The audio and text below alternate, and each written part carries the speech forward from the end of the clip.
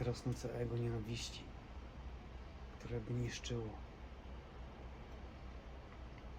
W tej pracy, w której pracowałem, tej się to drukuje, tam nienawiści było. Dopiero po tym, jak się zmieniłem, jak ja chodzę teraz po tym dekoracie, po tym zakładzie chodzę. Teraz wszystkich widzę, jak oni fajnie zbierają te butelki. Wczoraj do mnie Paweł napisał taki fajny. Jaką miał ksywkę taką fajną.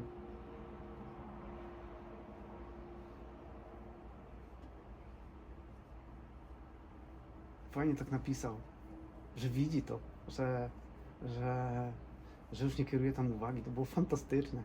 Mówię, fajnie by było się spotkać, przytulić. Ale ja już to mogę zrobić. Już mogę to odczuć. Nie potrzebuję doświadczenia. Czyli awatar potrzebuje doświadczenia, musi wsiąść w furę, przyłączyć te biegi, kredyt wziąć na to.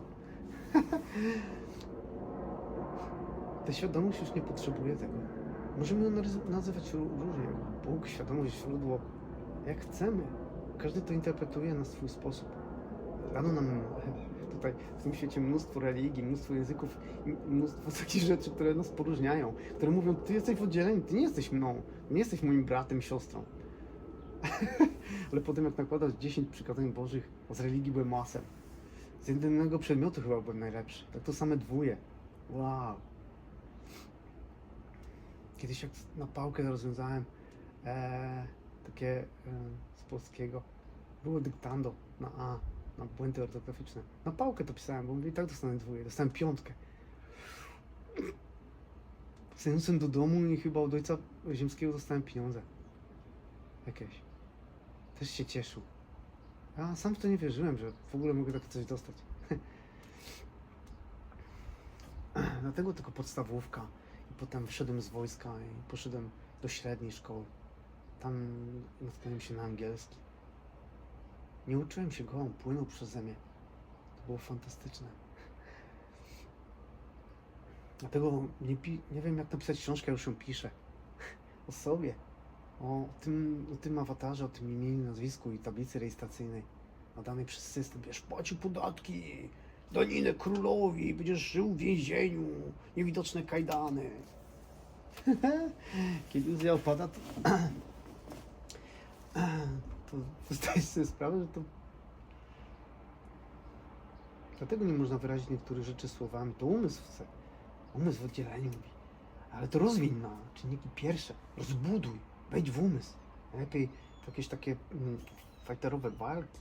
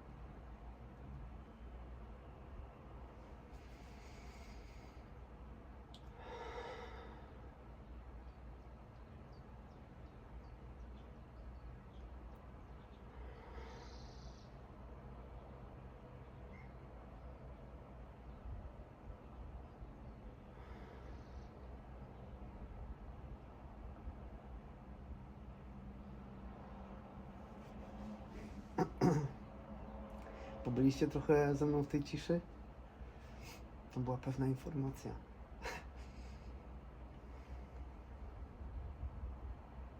Magiczne słowa, których mogę używać za każdym razem. Już teraz są magiczne. Kiedyś magiczne były trochę inne. Takie niesłużące były, które budowały tę rzeczywistość.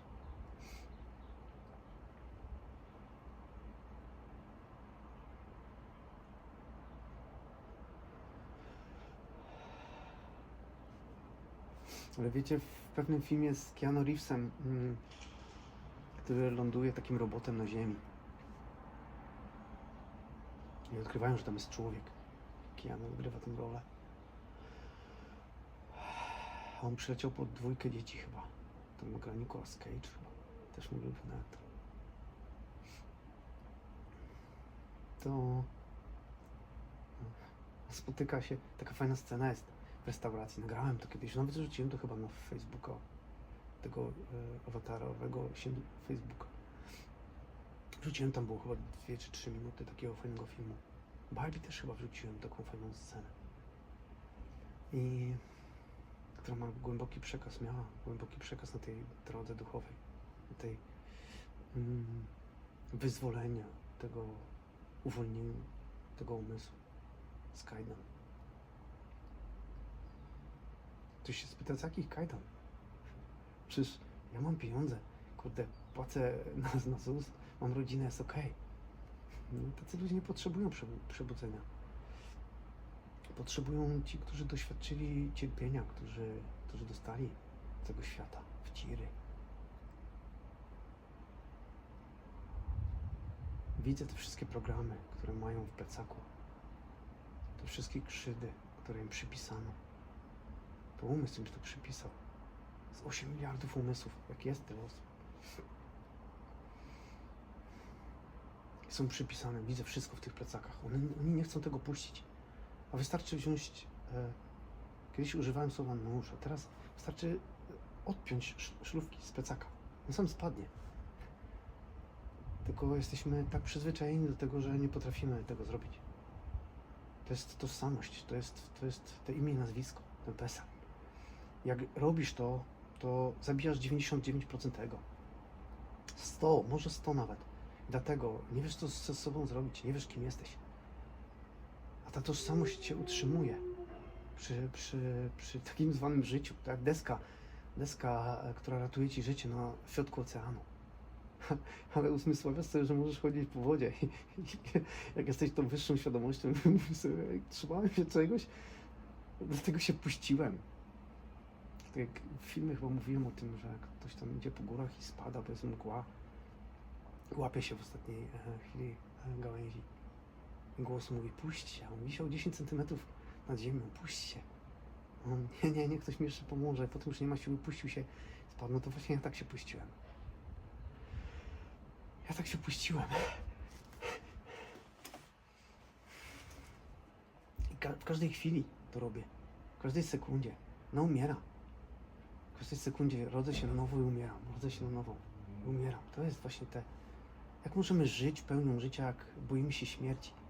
Wprowadzamy w swoje życie śmierć, jej część, bo jest nieodzownym elementem tego awatara, to wtedy odkrywamy życie. Wtedy odkrywamy moc. I na początku filmu, co mówiłem, holder znalazłem. No to jak dokręcałem to i pękło tam, za mocno dokręciłem. I powiedziałem, Jarek, nie używaj tej swojej mocy, bo pękł gwint. Skleiłem go. Mam nadzieję, że wytrzyma. A jak się wystawiłem na próbę, no poszedłem i temu Marcinowi z tymi pieniędzmi. Poszedłem temu Marcinowi, dałem te 3000. A on, a za co to? Nie mówiłem. To napisałem, że premia za naprawę Nissana Navary. Ot tak. Nie było tam ego. Nie było tam hasu, że coś straciłem. To było piękne. Piękne świadectwo, które znowu sobie dałem. Tak samo jak z tą mewą. Jest piękne, bo my robimy sobie przestrzeń na połączenie. Ja już ją widzę, już ją oczami wyobraźni głaskam. Ona je mi z ręki. To jest cudowne. Tak samo właśnie jak z tymi końmi. Moja mama ziemska kiedyś opowiadała mi historię o tym, jak koń ją spłoszył. Takie było świadectwo, że koń to coś złego. Że że się spłoszyły te konie, ona była na powozie i umierała ze strachu. Bała się mocno. I już wtedy w dzieciństwie właśnie to jest takie nieświadome mówienie dziecku, że jesteś ciamajdą albo nie potrafisz niczego. Dziecko chwyta to jak taką kroplę byście rzucili do gąbki. Albo teraz co widzę te programy, dzieci przed telewizorem, bajki, telefony w ręku. Ale to boskość, która się wyraża przeze mnie, właśnie to jest nieoceniane. Dlatego boskość kocha, źródło kocha, świadomość ta wysoka kocha. Bez względu na wszystko, co sobie te formy robią, te krople robią. Chcą tych doświadczeń. Ktoś mówi, że ja tego nie chciałem, tego wypadku nie chciałem, myślałeś o nim. Albo jak ktoś, jak ja widzę wszystkie schematy, my powinniśmy, za co jako tutaj ludzie, sądy, policja i tak dalej, za co my każemy, jak ja widzę ten cały proces, to są kody. Jak ja widzę cały proces, że ktoś boi się o utratę życia, a ktoś się karmi na przykład nienawiścią, jakimiś tam horrorami, albo zabija w grach i tak dalej, jak karmi się tym, czym się karmisz, tym jesteś. I dajemy temu życiu, dajemy tym istotom te filmy, pokazujemy wojnę, morderstwa, oglądamy z fascynacją, że zabijają się, że tam piła, albo te filmy, te horrory. No i potem oni spotykają się na takiej częstotliwości. Ja to widzę. Program na przykład 3 wchodzą, bo jak są na 1 i na 4, no to się nie mogą spotkać, ale jak wchodzą już na 3 kanał, no to się spotyka na przykład na CPN-ie. Kobieta się boi o utratę życia. Całe życie się bała, bo ktoś jej wpaja jako dziecko. No to potężny program, ten program ewoluował. Umysł ją chce zniszczyć. Karmi się tym lękiem, już jest taka wiotka, już nie ma siły. No i pokazuje się Kati ofiarę. One odgrywają rolę, za co ta istota, jak on i tak już odegrał rolę, ten umysł go zostawia w tym i mówi, zobacz co zrobiłeś, on się ocknie, tak jak właśnie niektórzy, kto zabijał, mówi, ale ja tego nie zrobiłem. A sędzia puka młotkiem i mówi, no jak tego nie zrobiłeś? PESEL-u, imieniu, nazwisku. Ale ten agent wyskoczył, ta energia, ten byt wyskoczył z niego. Bo on spał, wykorzystał go jako narzędzie. On zabił i potem go zostawia w tym. On trafia do więzienia, ta istota, a on nie macie bladego pojęcia, co on przechodzi dopiero.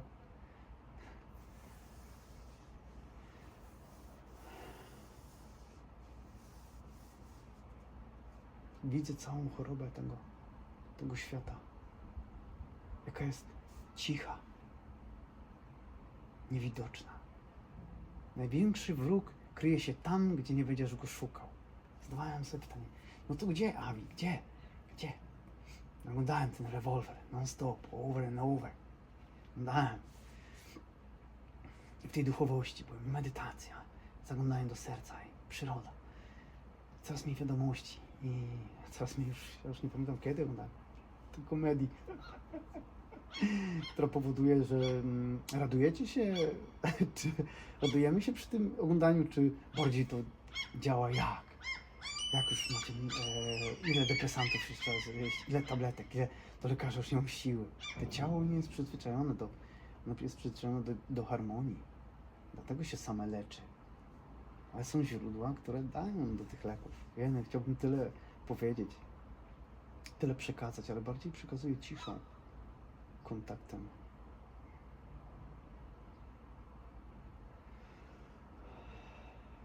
Dlatego David Goggins doszedł do tego, jak działał umysł, napisał książkę Can't Hurt Me. Nie możesz mnie skrzywdzić. On cierpiał na różnych takich marinsowych rzeczach. Potem jak wracał do pokoju taki skatowany, to mówił, że on nie myślał o tym, co robił, tylko myślał, jak patrzyli na niego ci, co prowadzili te zajęcia. Jak on cierpi i dalej idzie. Że oni powiedzieli, dobra, zostaw, bo umrze, zostaw, bo nie przetrwasz.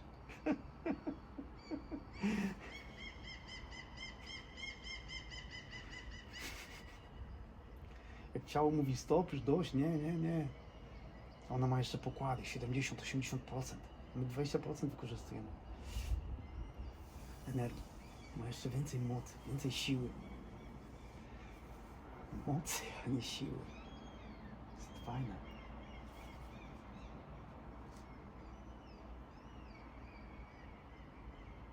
A kamera jest tutaj. No nie, znowu 50 minut ziemskich. A i wiecie co? I pomagałem tym mechanikom.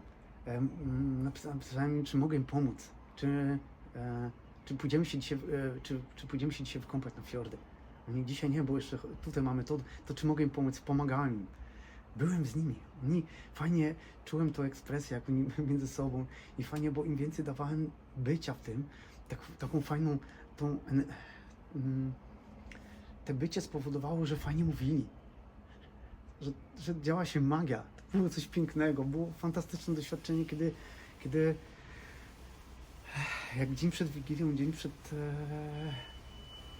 leciałem do Polski w 2024 roku, bo powiedziałem, Muslim mówił, że takie fajne rzeczy mi podpowiadał. Ja mówię, to i tak to zrobię. Ale oczami wyobraźni widziałem tą swoją rodzinę, że ich przytulam, że się wzruszam. I poszedłem do tej byłej partnerki, bo obejrzałem film nie Greya, tylko ten inny. Taki ten erotyczny film, który...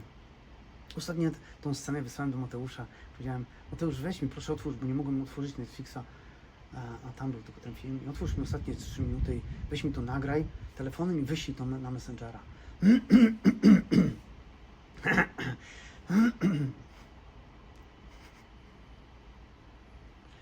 Mam przestać mówić? I nagrałem to i przepisałem to na kartkę i jechałem z takim gotowcem do niej. Mówię, tam ten facet mówi z tą plażą, ta kobieta wraca do niego i on mówi, Massimo chyba? A on mówi, poczekaj, ja będę mówił. Kiedyś ojciec mówił mi o miłości, że jeżeli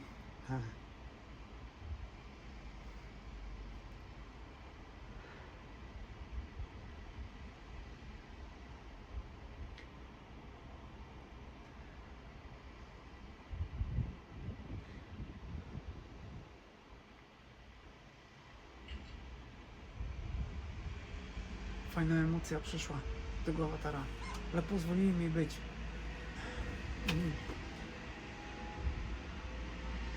Jeżeli kochasz kogoś,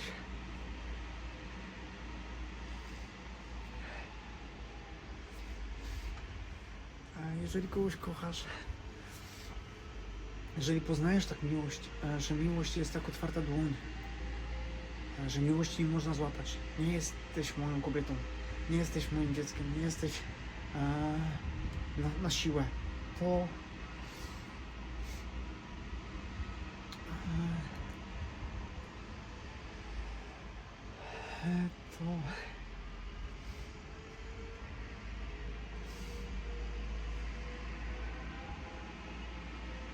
jesteś częścią mnie, wyszłaś ze mnie. Też Cię kocham. To on tak fajnie mówił, że pozwól mi powiedzieć, że ojciec mu powiedział, że jeżeli kogoś kochasz i ktoś odejdzie i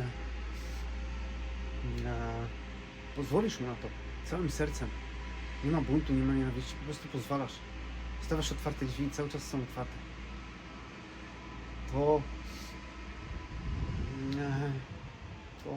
co? Zapomniałeś? No weź sobie przypomnij. Gdzie masz to zapisane?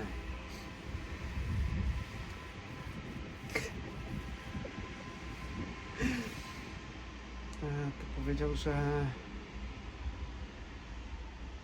miłość jest jak otwarta dłoń. Jeżeli kogoś kochasz i ktoś odejdzie, masz cały czas otwartą i ona wróci, tak jak ten motyl w medytacji na przykład. Gdy medytuję w przyrodzie, te motyle siadają, jak w altarze. Czasami na nogę, czasami na ucho, albo jakaś ciemka, albo mucha. Jest fajne. I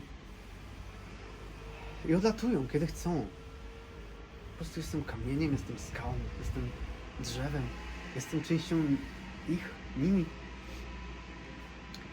To mówił, że jak ona do Ciebie wróci, to jest prawdziwa miłość. Która nie mówi, ej, a Ty się wyłajdaczyłeś, a Ty tam odpierdzielałeś, a Ty zrobiłaś tamto, a Ty zrobiłaś tamto. A w tym świecie, gdy się rozwodzi, to moi bracia, którzy odgrywają rolę prawników, sędziów, oskarżycieli czy kogoś tam jeszcze, kroją na tym niezły hajs. Fajnie. Dobry zarobek. Ziemskich dużo godzin oddałem. Ciężkich nadgodzin pracy, żeby się utrzymać. Myślałem, że utonę. W pewnym momencie wyszedłem wtedy z Elbląga po tej sprawie, 1700 alimentów, 4,5 chyba opłat, 4300, a 300 chyba miałem wypłaty. Mówię, akurat, co trzeba zrobić? No nie mam zaprawy i piasku, cementu i wody. Może przywiążę się, nie wiem, gałęzią do kamienia i w jakiś sposób się rzucę do Wisły. Nie wiem, czy w Elblągu jest Wisła, ale się rzucę. Bo jaki jest sens życia? Wtedy jest cały świat ci przed oczami runie. A umysł mówi, ale teraz tyle grzechów narobiłeś, tyle tego wszystkiego i takie obwinianie, to wszystko to jest niewidzialne więzienie. Każda istota każdy człowiek ma to w głowie. Dlatego jak ważnym jest wyjść stąd dotąd. Bo patrząc sercem jest czymś pięknym. I nawet jak ja wczoraj nagrywając ten film mówiłem o tym, że jako dusze zeszliśmy tutaj tylko po to, żeby zobaczyć upadek satany, że jesteśmy narzędziami, że jak zaczynałem to byłem na Skłodowskiej, jak wynajmowałem mieszkanie, to cierpiałem tam. Chodziłem, jak miałem się zwolnić z tego zakładu 15 lat, to była decyzja zostawienia pewnego rozdziału. Już byłem gotów, dusza była gotowa. Potem prowident też mnie uwolniło. Kierowniczka z Bociana powiedziała, fantastyczna też istota powiedziała, jeśli zwolnisz z tego 15-letniego zakładu, to zobaczysz Jarek, jaki skrzydeł dostaniesz. To te piękne hasła, które takie padają, jak takie cudowne nasiona, które są takim światłem w ciemnym tunelu, gdzie idziesz i nie ma pomocy, tam zostajesz sam. I są te iskierki, one się rozpalają. I tam. I robisz te kroki i widzisz więcej światła i wychodzisz. To jest to, co masz zrobić. Tam już jest ta decyzja, to słowo, ten obraz. I robisz to, a umysł cały czas cię blokuje. Mówi, nie dasz sobie rady, przegrasz. Piękne wsparcie. Takiego psiapsiółki, fufla, takiego, który idzie z nami przez całe życie. Przykleja się jak taka rzep. Ale dlatego, że pozwoliliśmy mu oddać lejce. Teraz ja go wykorzystuję do kreacji. Teraz ja jestem, jest 99%, a on jest moim wiernym sługą.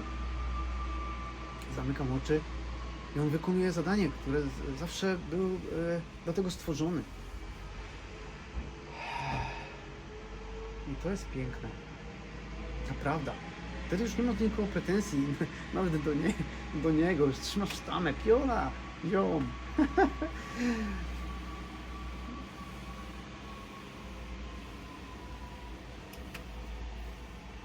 Przeżyłem wczoraj fantastyczny wieczór, wróciłem, pomagałem chłopakom, ile się dało.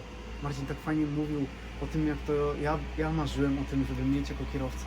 A wracając do tej plaży, no i jeżeli ta miłość wraca do ciebie, to jest ta odpowiednia miłość. Dlatego miłością, którą się staje, cały czas ją eksploruję, pogłębiam, ta energia płynie. To jest tak jak wulkan, jak lawa, wyobrażam sobie to. Próbuję to pozbierać jeszcze, te wszystkie elementy, bo się to ciało tak jakby się rozprysło na milion elementów. Równo jak LSD się weźmie, takie doświadczenia sobie chłopacy opisują. Znalazłem to słowo, dołożyłem do tego, co odczuwam. Nie staram się tych elementów tego ciała zebrać do pewnego obrazu, bo już tam nie ma co zbierać.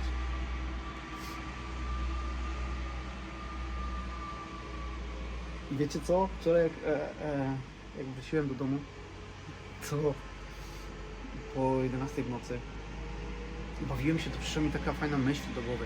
Doktor Miłość. To jest Dorota Bobal chyba, jak dobrze się nie mylę. Ona prowadzi program też na YouTubie, na Facebooku chyba. Pozdrawiam Cię, Dorotka, nie znasz mnie, ale ja znam Ciebie. Dużo cudowności, dużo cudownej energii mi przekazałaś w tych swoich filmach. Dlatego jesteś moją siostrą. Też. Nie tylko ta istota z tej małej miejscowości.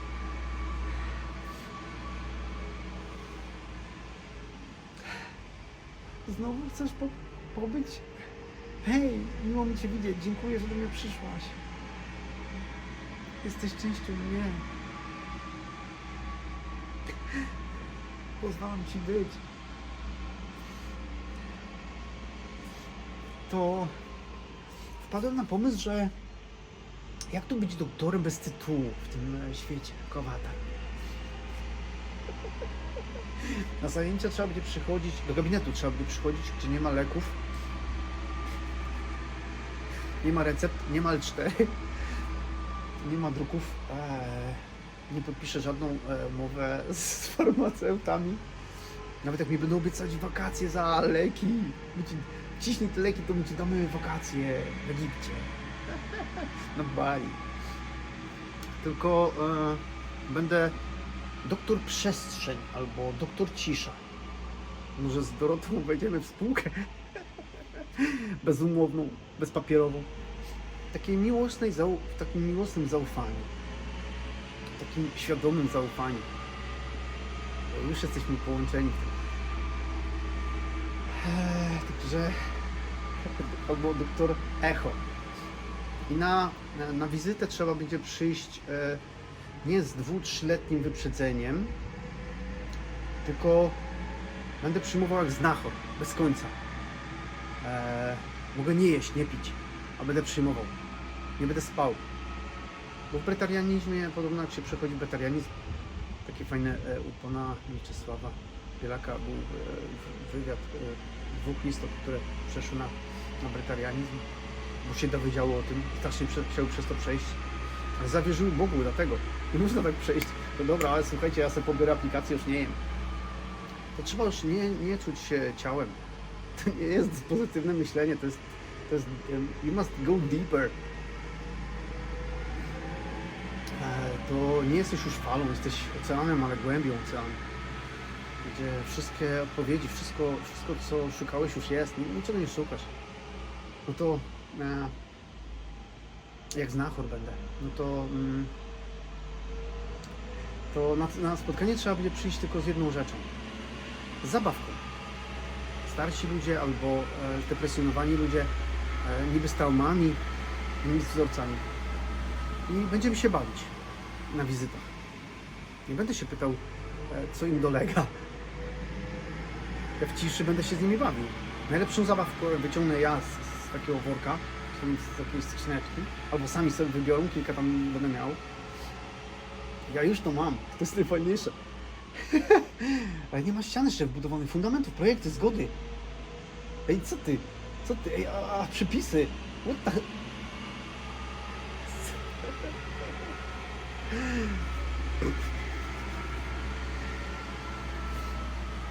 I będę się bawił z nimi. Będę patrzył, będę dawał tam jak największą obecność. Będę patrzył, jak oni zdrowieją. I wyjdą tak jak wychodziłem, miałem kręgosłup dyskopaty, jak wchodził gościu do pani Galińskiej. Moja mama ma z domu, ziemska mama ma z domu Galińska. Wychodziłem z Mroczna, dobrze pamiętam? Kobieta ratowała tym ludziom życie. Oni wchodzili, tak, a wychodzili w skowronkach, wciskałem te dyski. Ja mówię, ma pani jakieś papiery? Pokazywałem jej dysk prześwietlenia, ona, ja tego nie potrzebuję, zmierzyłam ten kręgosłup palcem i ona nawet nie naprawiła, to naprawiła mi, to była ziemska żona. Ona mi to naprawiła, bo myślałem, że ona mi to naprawiła, ona coś tam zrobiła, ale prosiłem jeszcze żonę o kilka masaży i to po jej masażu, to ona mnie uzdrowiła. Jestem ogromnie jej wdzięczny, teraz jak przywołuję ją, to tańczymy.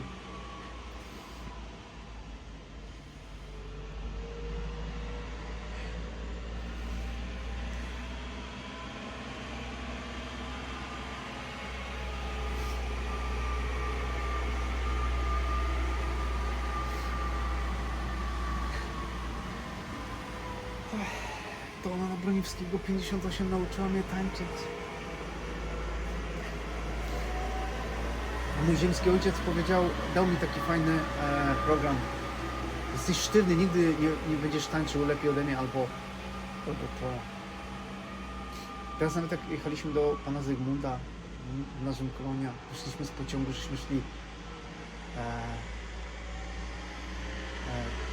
te imię Jarek, ta postać Jarek, żeńska jego mama, tata, mojej siostry tam nie było. Może była taka, co miała chłopaka, albo miała koleżanki, może nie chciała z nami jechać. Jechałem do takiego pseudo-kuzyna Darka i Ewelina tam jest fantastyczna też. To ostatnio chyba 2 dni temu widziałem na Facebooku, jak fajnie gdzieś tam wakacje spędza. Przy jakimś Romeo stała, czy przy jakimś oknie, gdzie Romeo mówi, nie wyszedł chyba. Pozdrawiam Ewelina. Dużo miłości, dużo światełka. Nie tylko dla Ciebie, dla wszystkich. Cały czas to przesyłam.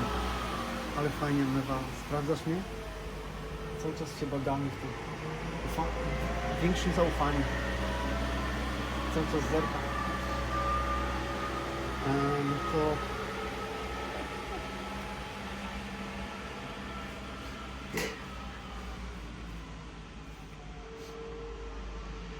No, o czym rozmawiałeś?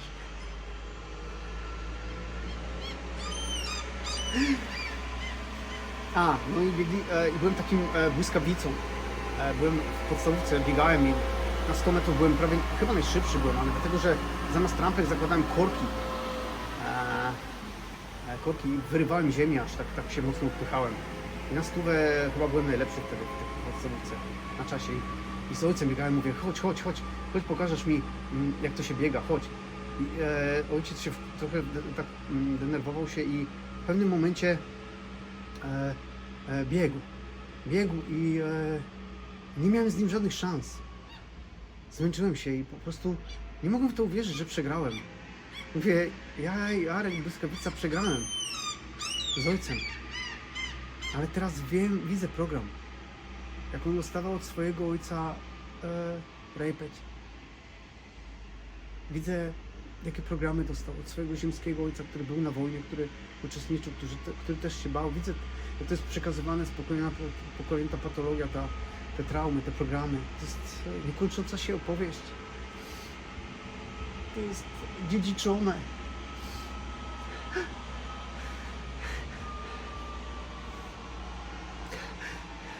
Dajesz temu miłość, wracasz, a w tym doświadczeniu pozwalasz, kochasz.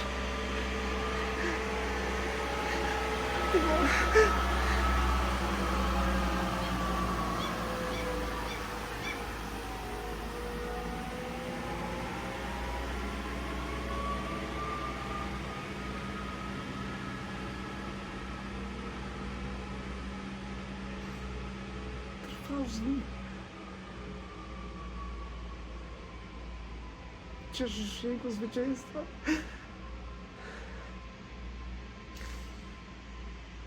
Bo słyszysz te same hasła, które przekazał mi, które dostał od ojca śpiącego. Dajesz temu światu miłość, ciszę.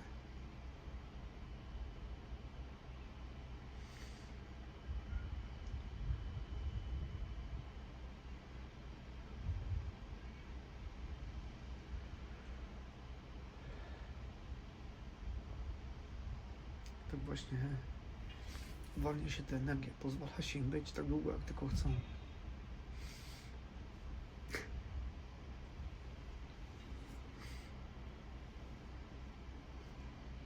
Jesteście częścią mnie.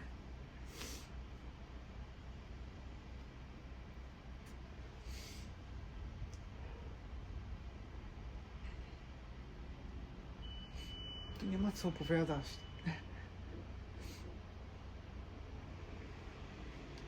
Książka została skończona, a nie napisałeś żadnej kartki. Nie ma kogoś, kto to wydaje, redakcję czy...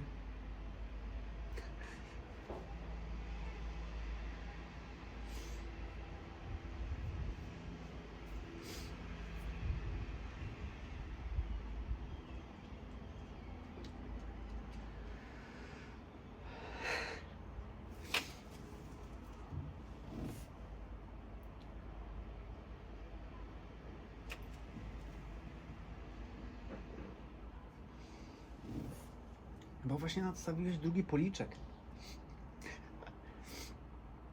Świat cię za to zlinczuje. Ukamieniują cię.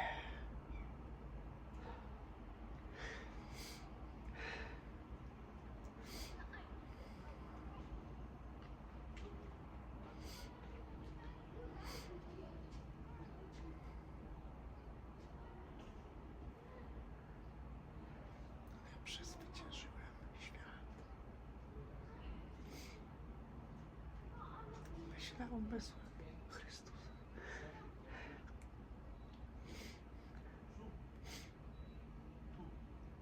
Przecież jestem życiem.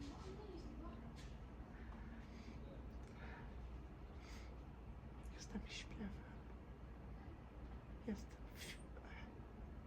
w każdym zwierzęciu. W każdym wdechu i wydechu. W słońcu, w chmurach, w czystym niebie.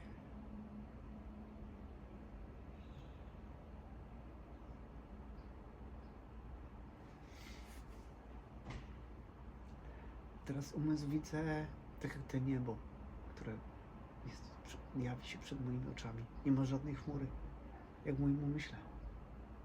Zdawałem sobie sprawę, że każda chmurka to myśl, to było ich dużo, burzyste były.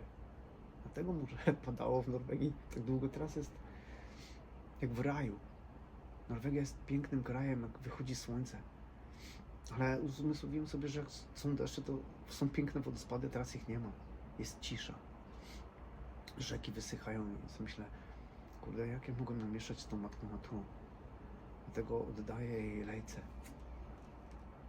Jesteś częścią mnie, kochana. Ty sama wiesz najlepiej.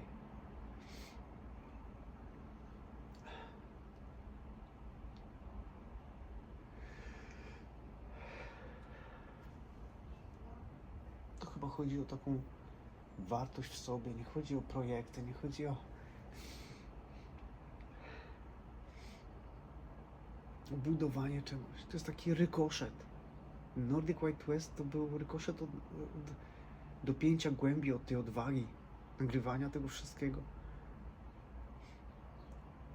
Że będę się wstydził, jak będę siebie oglądał. Jak umysł mi podpowiadał, że jak wystawię to na Facebooka, to się rozegra.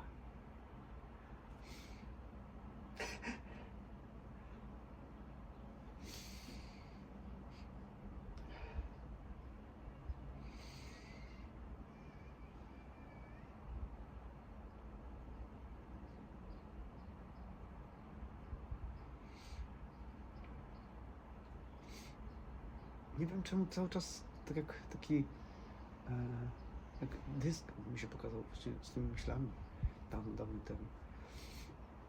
Pokazał mi się, są słowa mojego brata. Mam je wypowiedzieć?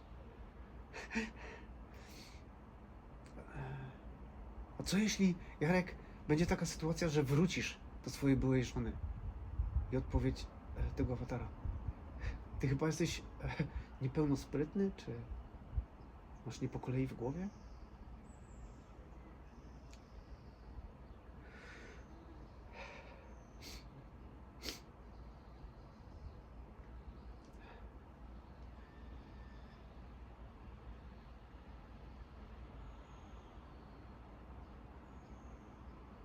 Czuję, jak energia przepływa przez tą formę.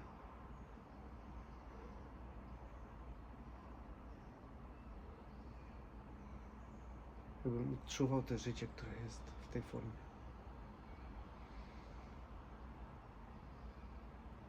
Wszystkie maski opadły.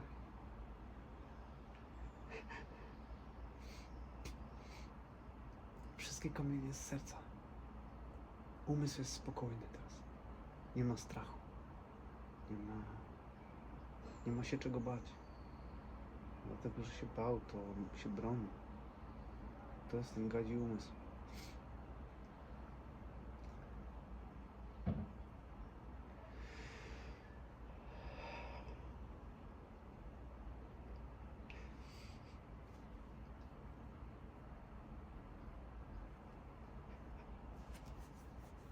Zacierać ręce? Muszka zaciera tylne łapki. The end of the story.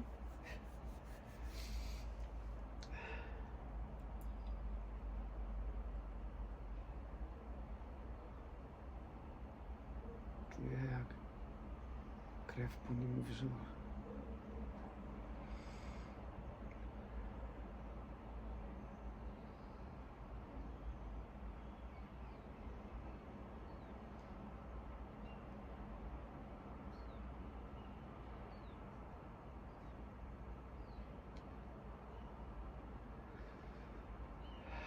Także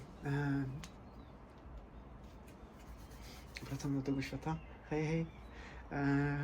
Także dziękuję ślicznie za wizytę.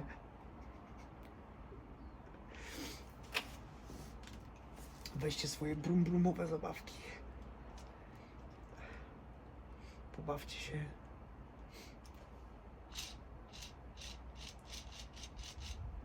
Wróćcie do dziecka. Bez tej sztywności. Bez tej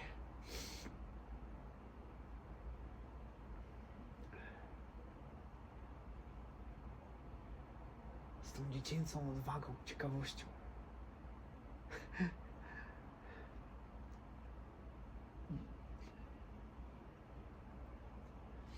Bądźcie tą przygodą życia swojego. Zacznijcie. Wczoraj miałem taką fajną ideę. Zmienię projekt. Zostawię, jak już projekt Nordic White West, kolaps, rozpadł się jak wieże WTC. Zrobili to na pewno nie istoty czujące, ale wykreowali potężną dawkę cierpienia. Także jak ten projekt Nordic White West, już wczoraj mówię, powiem to, że się zawalił, że upadł, że już kończę z budowaniem, no to zrobię inny projekt, teraz bez projektu. I będę potrzebował tłumy istot.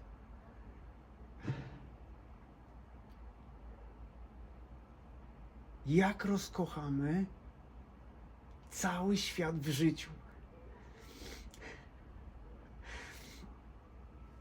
I sam nie jestem tego w stanie zrobić jako istota. Ale jak zbiorę te nasionka, te iskierki, to rozpalimy taki ogień. Bez palet, bez drzewa. To będzie ogień duszy. A podpalę jedną iskierkę. I tli się delikatnie. Już nie robię zasłon. Nie stawiam ścianek, żeby osłonić to. To się po prostu tli.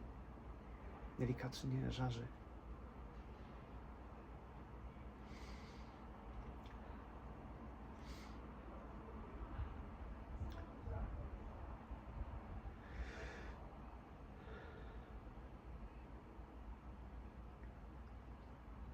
Wracam do swojej ciszy.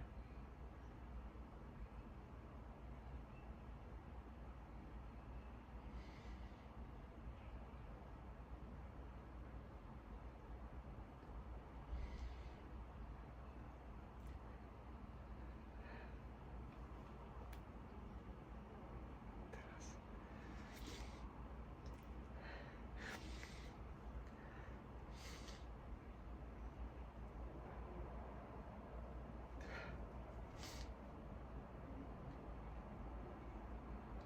Prawdopodobnie jestem już narzędziem.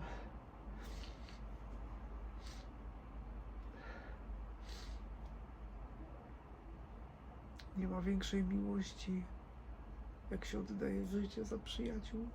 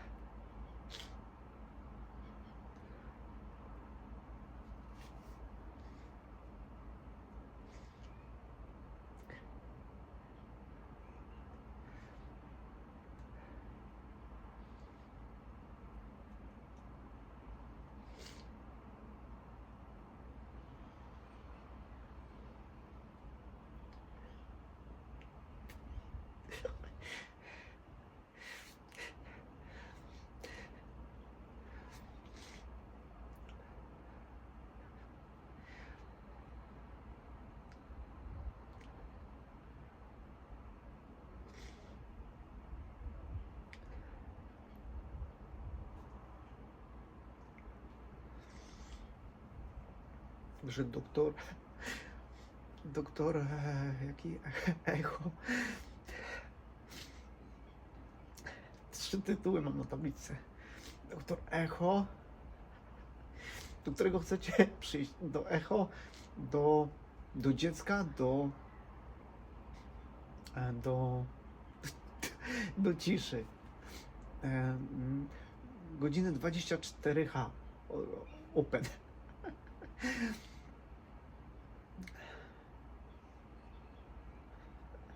Klinika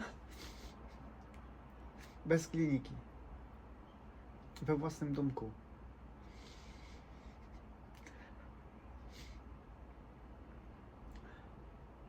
Ej, jaka szpilowski? Co? A, z wodą chyba, z butelką. A, To...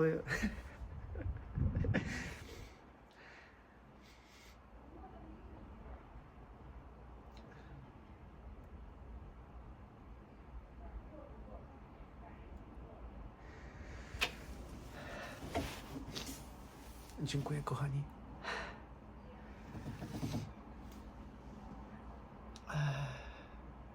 To teraz Nordic White West. Czy klinika? Zdecyduj się. Ale możesz się podzielić? A, no to... To jak będzie rozhuśtana ta upadła Nordic White West, to potem dołożymy element kliniki bez kliniki.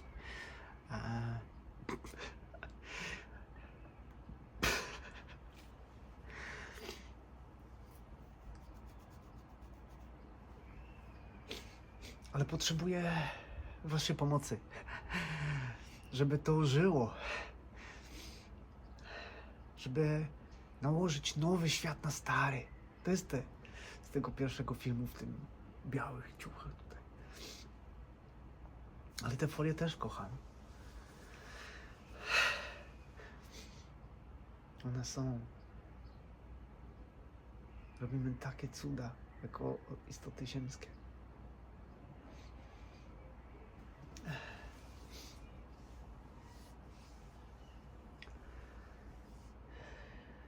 To co? To do zobaczenia pomiędzy tymi projektami.